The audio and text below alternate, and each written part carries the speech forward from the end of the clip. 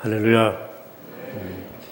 오늘 설교 제목이 조금 딱딱하다 느끼실지 모르겠습니다.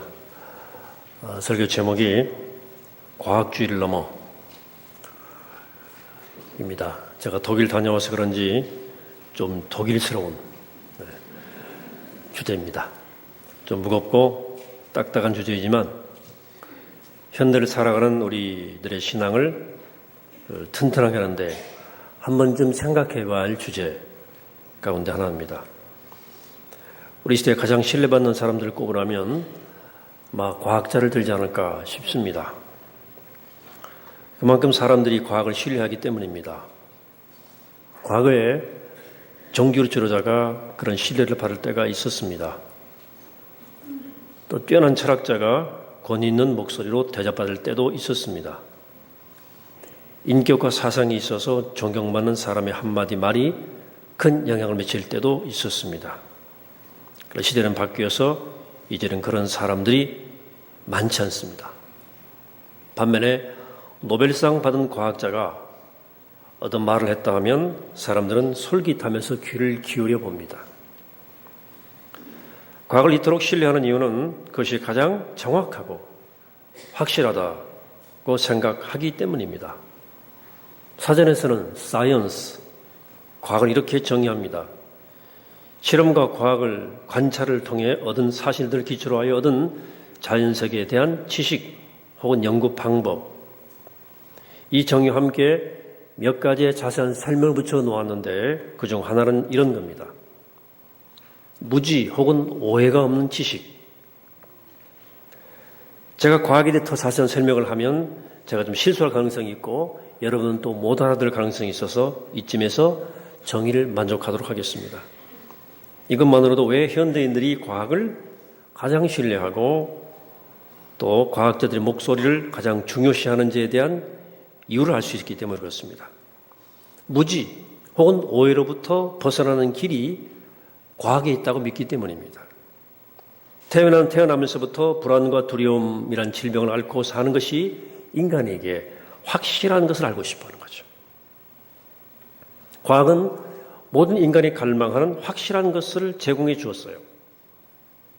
무지와 오해로 인해서 두려워했던 문제들이 실은 두려워할 것이 아니라는 사실을 과학이 입증해 주었습니다.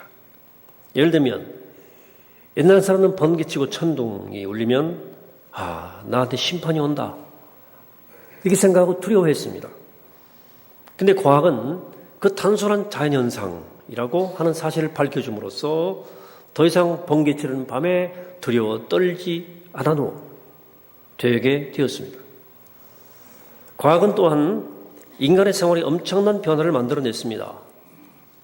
페니실린이 아직 개발되지 않았다면 여기 앉아있는 분들 중에 절반 이상은 이미 오래전에 세상을 떠나셨을 겁니다. 50년 전만 해도 살 수 없는 병이라고 여기던 질병들이 점차 완화되고 완치되고 있습니다. 암은 곧 죽음이라고 하는 공식도 이제는 통하지 않습니다. 왜? 과학의 발전 때문입니다. 과거로 인해서 우리의 생활은 또 얼마나 달라졌습니까? 옛날에 소위 퍼스널 컴퓨터, 대중들이 보급된 것이 30년 전쯤의 일인데 이제는 손안에 컴퓨터를 다 하나씩 들고 다니는 시대가 되었습니다. 에어컨 좀 꺼주세요. 네. 과학의 신뢰가 높아지면서 상대적으로 신뢰를 잃어가고 있는 것들이 있습니다. 즉 실험과 관찰을 통해 얻은 사실적 지식만을 중요하게 여기는 경향이 강해지면서 다른 방식으로 얻은 지식에 대해서는 점점 의심을 하는 거죠. 그 대표적인 예가 종교요 혹은 철학입니다. 종교는 기도와 명상과 깨달음을 통해서 진리를 알아가죠. 철학은 사색과 독서와 논리적 추론을 통해서 진리를 찾아갑니다. 여기는 실험실도 필요 없고 통계 분석도 필요 없습니다. 그러니까 종교인의 깨달음과 영적 체험을 검증할 방법이 없는 거예요. 또 철학자의 사상이 얼마나 옳은지를 검증할 길이 없는 거예요.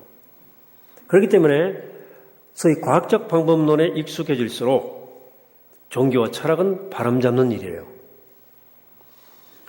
그래 신앙과 철학을 조롱하기 위해서 누군가 만든 비유가 있어요. 철학은 어두운 곳에 어두운 방에서 있지도 않은 검은 고양이를 찾겠다는 것이고, 종교는 어두운 방에서 있지도 않은 검은 고양이를 찾았다고 소리치는 것이다. 이렇게 말했어요. 제가 종교를 한 사람은 조금 아주 기분 나쁜 비유거든요. 하지만 과학적 방법론에 혹은 그런 사고에 익숙한 사람들에게는 그렇게 볼 수밖에 없겠다 싶습니다. 아마도 과학자들은 이렇게 말할 거예요. 우리가 전기를 발명해서 그 어두운 방을 밝혀주었기 때문에 이제는 철학과 종교는 더 이상 필요가 없어졌다. 실험실에서 0.01초와 0.001mm를 재는 사람들에게 종교와 철학은 뜬구름 잡는 것처럼 볼 수 있습니다. 왜? 모든 지식은 실험과 관찰과 분석을 거쳐야만 한다고 하는 과학자들의 생각 때문에 그렇습니다. 그렇지 않은 지식은 신뢰 대상이 될 수 없습니다. 그런 까닭에 요즘에는 모든 학문에 이 사이언스란 과학이란 말을 붙여요. 자연과학, 컴퓨터과학, 의료과학 이런 것은 그건 좀 자연스럽죠. 그런데 사회과학이라고 말해요. 인문과학이라고 말합니다. 근데 잘 따져보면 저는 좀 어색해요. 그게 과학인가? 우리는 그냥 쓰잖아요. 어네스트 홈스라는 학자는 종교과학이라는 말까지 만들어냈어요. 종교도 과학이어야 된다. 이런 변화는 모든 지식이 과학적인 방법으로 연구돼야 한다는 믿음이 얼마나 보편화되었는지를 우리에게 말해주는 겁니다. 과학이 대세인 시대에 우리는 이미 살고 있는 거예요. 근데 이런 질문이 생기지 않습니까? 과연 이것이 옳은가? 이렇게 과학을 철저히 신뢰하고 과학적 방법 이외에 모든 것에 대해서 무시해도 좋은가? 대답은 절대 그렇지 않다입니다. 실제 과학이 무엇인지를 어느 정도 아는 사람들은 그렇게 생각하지 않습니다. 특히 양심적이고 실력 있는 과학자들이 그렇습니다. 그들은 스스로 과학에 대한 지나친 신뢰를 매우 경계합니다. 그 대표적 인물이 1965년도 노벨 물리학상을 받았던 리차드 페인만입니다. 그런 과학 연구의 첫 번째 원리가 당신 자신을 속이지 말아야 한다는 것이다 라고 얘기합니다. 당신이 속이기 가장 쉬운 대상은 당신 자신이다 라는 말을 그가 했어요. 그러니까 과학자는 자신이 틀릴 수도 있다는 사실을 언제든지 감안하고 그걸 기억해야 한다는 뜻이고요. 자신이 연구하는 그 진실 앞에서 늘 정직해야 한다는 뜻으로 말한 거예요. 여러분, 현대 과학이 눈부시게 발전한 것이 한 300년 동안의 일인데요.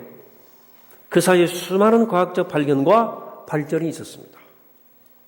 그 과정에서 한때 아무도 의심하지 않았던 과학적 사실이 한순간에 뒤집어진 일들이 거듭거듭 일어났어요. 그러므로 지금은 우리가 모두가 인정하는 과학 이론들 중에서는 미래에 완전히 뒤집힐 것도 있다는 것으로 생각하셔야 됩니다. 지금껏 우리는 우주가 하나라고 생각했습니다. 그래서 유니버스라고 하는 말로 불렀어요. 라틴어의 유니는 원이라는 뜻입니다. verse는 to turn, 돌다는 뜻입니다. 그러니까 하나로서 돌아가는 것이 우주라고 생각했어요. 그런데 얼마 전부터는 여러 개의 우주가 존재한다는 사실이 점점 설득력을 얻어가고 있습니다. 그래서 유니버스라는 단어가 멀티버스라는 단어로 대치되고 있는 중입니다. 조만간에 아마도 우주의 기원에 대한 가장 강력한 이론인 빅뱅 이론도 미래에 뒤집힐 수 있다고 하는 것입니다. 얼마 전 남성들의 귀에 솔깃한 뉴스가 났었죠. 뭐냐면 흰쌀밥보다도 현미가 건강하다는 것이, 건강에 더 좋다는 것이 지금까지 정설이었습니다. 근데 현미가 오히려 건강에 해롭다는 주장이 제기된 거죠. 그 기사의 제목이 어마무시합니다. 현미는 사람을 천천히 죽이는 독약이다. 그게 있어요. 쭉 그 이유를 설명합니다. 아내가 해주는 현미밥에 질린 남성들에게는 희소식이었습니다. 또 현미밥이 좋다고 믿던 아내들에게는 충격이었습니다. 과학이란 본질상 그런 겁니다. 여러분, 과학은 절대 진리를 말하는 것이 아니라 절대 진리를 향해서 접근해가는 인간의 노력입니다. 과학적으로 입증된 사실이라는 것도 절대 불변의 진리가 아니고 지금까지 확인된 진리일 따름입니다. 과학자들은 온 우주의 생명 현상에 대해서 다 아는 것이 아니에요. 그들이 전공하는 분야에 대해서만 알고 있을 뿐입니다. 극단의 비유를 들자면 어떤 사람은 코끼리의 코를 연구하고 평생 연구, 어떤 사람은 코끼리의 꼬리를 평생 연구, 어떤 사람은 코끼리의 배설물을 연구하고 있는 겁니다. 진실이라고 해도 우린 과학은 혹은 과학자가 모든 것을 알고 있다고 생각합니다. 그 과학자가 어떤 말을 했다고 하면 고지고대로 믿습니다. 또한 현대 과학자들 중에는 과학적 방법론을 통해 얻은 지식이 아니면 어떤 것도 믿을 수 없다고 주장하는 사람들이 있어요. 모든 분야를 이렇게 과학적으로 연구하는 것은 반대할 일이 아닙니다. 좋은 거예요. 실험해보고 확증해보는 거. 하지만 과학적 연구를 통해서 확인된 것만이 진리라는 주장은 잘못된 겁니다. 과학적 지식을 절대 불변의 진리라고 주장하는 것도 잘못이고 과학적 방법론 이외의 다른 방법으로 얻은 지식을 거부하는 것도 큰 잘못입니다. 네, 이런 태도를 가리켜서 뭐라고 하냐면 오늘 설교 제목인 과학주의라고 말하는 거예요. 사이언티즘이라고 해요. 워키사전, 위키사전을 보면 이 사이언티즘에 대해 이렇게 정의하고 있습니다. 과학주의는 과학적 접근 방법을 모든 분야에 적용해야 한다고 하는 믿음이며 과학적 지식이 가장 권위적인 세계관인 혹은 가장 가치 있는 지식이라고 믿는 입장이다. 그래서 과학주의는 다른 입장을 배격한다고 되어 있습니다. 자, 과학은 좋은 거라고 제가 말했어요. 지난 300년 동안 과학이 눈부신 발전을 하는 동안에 기독교 신앙과 과학이 원수처럼 대립했던 적이 있었습니다. 왜냐하면 과학에 의해 드러난 사실들이 기독교 신앙에 적지 않게 위협으로 보였기 때문입니다. 그래서 지금도 과학을 기독교 신앙의 적으로 생각하는 사람들이 꽤 있어요. 하지만 그건 아니죠. 과학적 지식과 발견들을 경계하고 배척할 것이 아니에요. 그것은 하나님의 창조 세계와 인간의 생명 현상에 대해서 더 넓고 깊고 신비로운 차원을 밝혀주는 도구예요. 과학적 지식과 발견은 혹은 발전은 하나님께서 인간에게 주신 선물, 좋은 선물이에요. 그러므로 우리 그리스도인들은 과학에 대해 아무 저항과 두려움 없이 마음과 귀를 활짝 열고 배워야 됩니다. 과학을 통해 드러나는 우주와 생명의 신비에 대해서 관심을 가져야 됩니다. 또 과학의 발견이 자신의 믿음에 위협이 되는 것처럼 보일 때에도 두려워하지 말아야 됩니다. 여러분, 과학으로 인해서 무너질 것이 있다면 그것은 믿음의 본질이 아니고 믿음의 껍데기만 벗겨지는 거예요. 그 어떤 과학적 발견도 하나님의 존재를 부정할 길이 없습니다. 오히려 하나님의 창조 섭리를 환히 드러내 보여줄 뿐이에요. 그래 우리 시대로부터 1600년에 살았던 어거스틴이 자연의 과학에 대한 연구와 관심이 그리스도인들에게도 중요하다는 말을 하면서 이런 글을 쓴 적이 있어요. 그리스도인들이 성경에 대해 설명하면서 이러한 주제들, 즉 자연과학에 대한 주제를 말합니다. 이런 주제들에 대해서 말로 안 되는 이야기를 들어놓고 있는 것을 믿지 않은 사람들이 보게 하는 것은 수치스럽고도 위험한 일입니다. 믿지 않은 사람들이 그리스도인들에게서 엄청난 무지를 발견하고 비웃는 당혹스러운 상황을 방지하기 위해서 우리 모든 노력을 다해야 됩니다. 라고 말했어요. 이것이 세상의 지식과 현대의 과학에 대해 그리스도인들이 취할 태도입니다. 과학은 결코 위험한 것이 아닙니다. 라이스 대학교의 사회학 교수인 앨런 에클론트는 최근 여러 나라의 과학자들을 면담하면서 과학적 지식과 신앙에 대한 하나님에 대한 믿음의 관계를 조사해 발표한 적이 있어요. 그 연구에 따르면 하나님을 믿는 과학자들이 과거보다 훨씬 더 많아졌습니다. 과학이 하나님을 믿는 믿음이 방해가 된다고 하는 생각은 과학을 모르는 사람들이 가지는 편견이라고 말합니다. 물론 현대 무신론 과학자들이 많아요. 통계로 그런 학자들이 좀 더 많죠. 그들은 과학이 전부라고 믿습니다. 그래서 현대 무신론의 교황으로 불리우는 리차드 노킨스가 대표적인 사람입니다. 그런데 그의 글을 가만히 보면 그런 사이언티스트가 아닙니다. 과학자가 아닙니다. 그건 뭐냐? 과학주의자예요. 사이언티시스트예요. 그런 과학으로 증명하는 사실만이 진리이며 종교와 철학은 과학의 발전을 저해하는 장애물이라고 주장합니다. 그런 종교 같은 것이 사라져야만 과학자들이 지상에 낙원을 만들 수 있겠다고 주장하는 사람입니다. 그래서 이 과학주의라고 하는 것은 여러 가지 모습으로 우리를 혼란시켜요. 최근에 가장 눈부시게 발전하고 있는 분야가 뇌과학입니다. 뇌과학이라는 얘기 들어보셨죠? 지난번에 한 번씩 들어봤을 거예요. 이 과학주의에 빠진 뇌과학자들은 모든 종류의 영적 체험을 뇌 안에서 일어나는 이 현상으로 설명할 수 있다고 주장하는 거죠. 그 대표적인 사람이 얼마 전에 세상을 떠난 올리버 sak스라는 학자인데요. 그는 당신의 뇌가 신이라 그랬어요. Your brain is your God 이라는 말을 썼어요. 이들은 영적인 신비로운 체험이 실제 있다고는 하는 사실을 인정해요. 다만 그 영적 체험이 성령에 의한 것이 아니라 뇌 안에서 일어나는 인간적 현상이라고 보는 거죠. 결국 영적 체험을 인정하는데 영적 세계는 부정하는 거예요. 그런데 뇌과학자들 가운데에는 과학주의에 빠지지 않은 사람들도 있어요. 그들은 종교 체험과 뇌의 다이내믹한 어떤 역학관계, 연관관계가 존재하지만 그것은 하나님의 존재를 부정하는 증거가 아니라는 거예요. 그것은 오히려 하나님께서 우리의 신체 기능 안에 그분과 소통할 수 있는 기능을 창조하신 것이라고 설명하고 있어요. 다르잖아요? 오늘 주제가 과학주의인데요. 여러분 종교 확인하고 신학의 분야에도 이 과학주의의 영향이 있어요. 뭐냐면 성경 혹은 영적 체험에 대한 사회과학적 연구가 그겁니다. 요즘에 그런 연구가 굉장히 대세예요.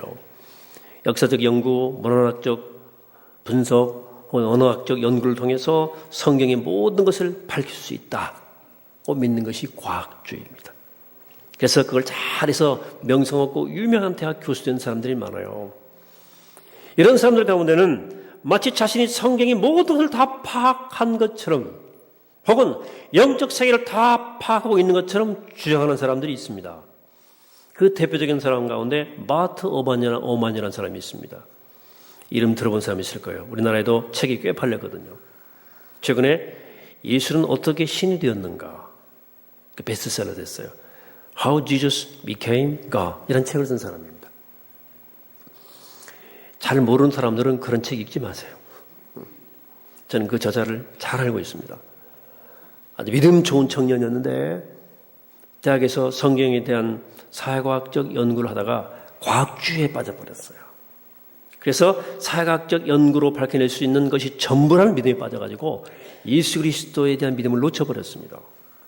그런 인간 예수가 초기 그리스도인들에 의해서 신으로 둔갑되었다는 결론으로 그 책을 쓰고 있어요. 그러니까 우리가 성경에 대한 혹은 예수님에 대한 참고서를 조심해야 하는 이유가 여기 있어요. 요즘 유튜브가 있어가지고요. 유튜브 들어가시면 성경이나 예수님에 대해서 유명 대학 교수도 유명 목회자들의 강의가 막 있어요. 그때 가장 먼저 무리할 것이 있어요. 그 학자가 얼마나 이름이 있는가가 아닙니다. 그 사람이 과학주의자인가를 물어야 됩니다. 조그만 스크린하면 금방 알 수 있어요. 리차드 페인만처럼 내가 틀릴 수 있다는 오류의 가능성에 대한 겸손함을 가지고 있으면 안심해도 돼요. 안심하고 들어도 됩니다만 자신이 모든 것을 알고 있는 것처럼 말한다면 경계하셔야 됩니다. 그리스도인들은 세상 지식에 대해서 과학에 대해서 겸손함과 두려움 두 가지 태도를 가져야 돼요. 우리가 겸손해야 하는 이유는 모든 두려움을 내려놓고 배워야 하기 때문입니다. 그거 배워야 돼요 우리가. 그럼으로써 우리는 하나님의 창조 섭리에 대해 더 깊이 이해하고 세상과 삶을 보는 우리 눈이 더 환히 열릴 수 있기 때문에 그렇습니다. 반면에 담대함을 가져야 하는 이유는 과학적 발견과 원리가 우리의 믿음을 절대 허물 수 없기 때문입니다. 과학이 허물 것이 있다면 그것은 믿음의 바탕 본질은 아니에요. 그리스도인들은 과학이 전부가 아님을 너무나 잘 알기 때문에 그리스도인은 계시를 믿는 사람들입니다. 계시. 나의 이성과 논리로서 찾아가는 것이 또도 중요하지만 하나님께서 길을 열어주시는 것도 더 중요하다고 믿는 사람들입니다. 그래서 우리는 말씀을 읽을 때 무릎을 꿇고 읽습니다. 아니, 무릎을 읽어야 됩니다. 분석하고 연구하고 해서 닿을 수 있는 깊이가 따로 있고 기도와 묵상을 통해 닿을 수 있는 깊이가 따로 있습니다. 저는 목사지만 도서관에서 말씀을 연구할 때 얻는 깨달음이 있고 기도하면서 말씀 묵상할 때 깨우치는 깊이가 다르고 차원이 다릅니다. 하나님께서 성령으로 비춰주실 때 보이지 않던 것이 보여요. 예수의 제자는 이해하여 믿기도 하지만 믿어서 이해하기도 하는 사람들입니다. 그래서 바울은 고린도후서에서 이렇게 유명한 말을 남겼습니다. 우리는 믿음으로 행하지 보는 것으로 행하지 않습니다. 라고 말했습니다. 리차드 페이만은 조금 어려운 말인데 종교는 믿음의 문화이고 과학은 의심의 문화라고 말한 적이 있어요. 데카르트 이후로 서양의 학문은 의심하는 것이 진리를 찾아가는 가장 믿음만한 방법이라고 생각해 왔거든요. 하지만 의심하는 것이 오히려 진리를 방해하는 것이 된다는 사실을 인간은 번번이 경험하기 시작했습니다. 그래서 학문의 세계에서도요, 의심하는 것이 능사가 아니라는 반성이 이미 오래전에 일어났습니다. 두 개의 길이 있다고 말한 거죠. 일반 인문학에서도 어떤 것을 의심하고 그것이 진실인지를 밝히는 것과 어떤 것을 믿고 그것이 진짜인지를 확인하는 두 방식이 있다고 말하고 있어요. 오늘 저는 고린도서 2장 1부를 읽었습니다. 고린도 교회 교인들 중에는 자신의 지혜와 지식을 절대화하는 사람도 있었어요. 이런 과학주의를 다른 말로 하면 자기 맹신주의라고 말할 수 있어요. 내가 알고 있는 것이 전부요 절대라고 믿는 태도를 말합니다. 이런 태도는 현대에 새로 생긴 것이 아닙니다.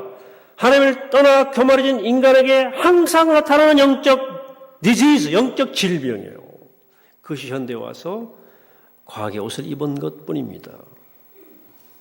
바울 사도는 자신의 기준으로 모든 것을 판단하는 사람들에게 향해서 말하는 거예요. 그게 전부가 아님을 제발 좀 알아라. 인간의 지혜와 지식만으로 알 수 없는 것이 있다 하는 것을 좀 알아라. 하나님이 드러내 주시지 않으면, 보이시지 않으면 절대 알 수 없는 것이 있다는 사실을 좀 알았으면 좋겠다. 사람의 말로는 설명할 수 없는 것이 있다고 말하는 겁니다. 그것을 경험해 본 일이 없는 사람은 고린도전서 2장의 말씀을 제대로 이해할 수 없을 거예요. 알듯 말듯 잡힐 듯 말듯한 말처럼 들립니다. 그래서 14절에서 이렇게 바울은 말합니다. 육에 속한 사람은 하나님의 성령의 일들을 받지 아니하나니 이는 그것들이 그에게는 어리석게 보이며 또 그는 그것들을 알 수도 없나니 그러한 일은 영적으로 분별되기 때문이라고 말씀합니다.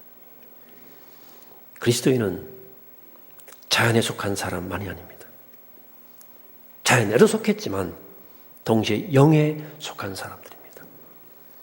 인간의 지혜와 지식으로 탐구하기도 하지만 우린 성령께서 열어주시는 계시를 추구하는 사람들입니다.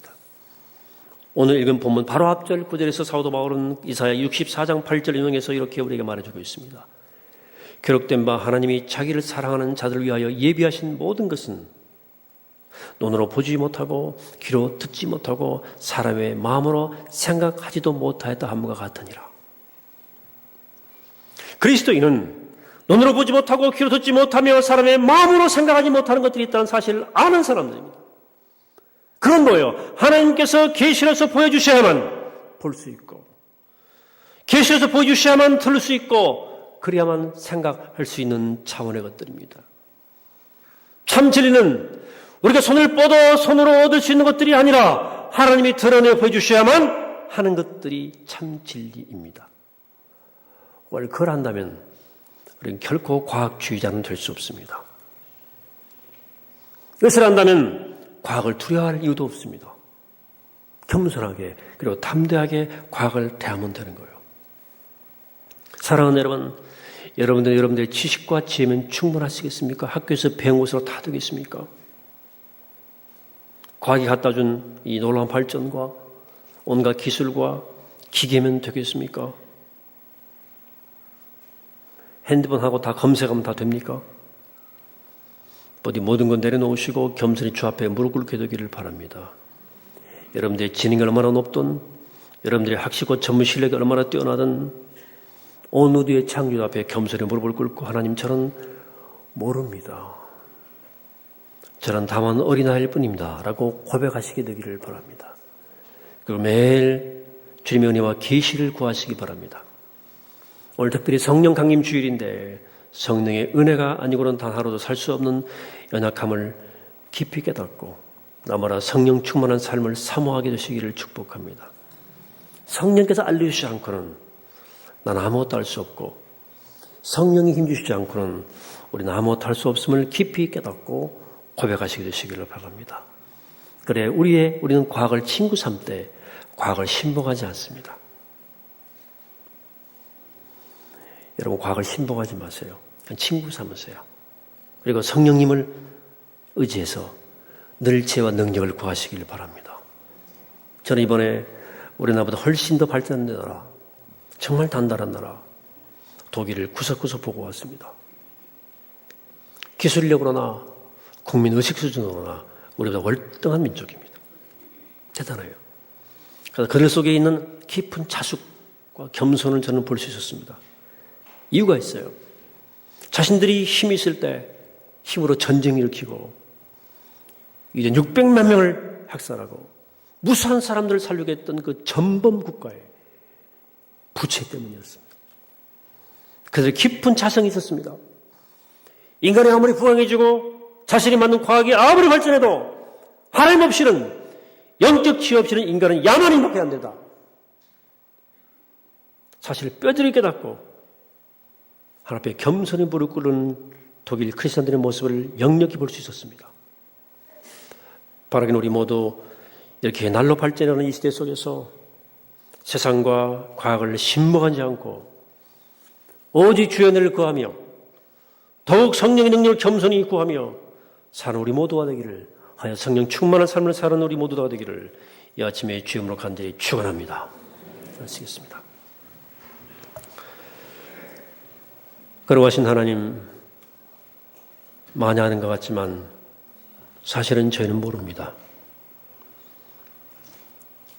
저는 그것으로 단지 교만했을 뿐 어린아이처럼 아무것도 모릅니다. 주 앞에 무릎 꿇고 주의 은총을 구하옵나니 하나님 저를 인도해 주시고 말씀으로 사는 삶을 이끌어 주시고 영에 속한 사람으로 이 땅을 살아갈 수 있도록 저를 이끄시고 충만케 하시고 채우시옵소서. 예수 그리스도 이름으로 기도하옵나이다. 아멘.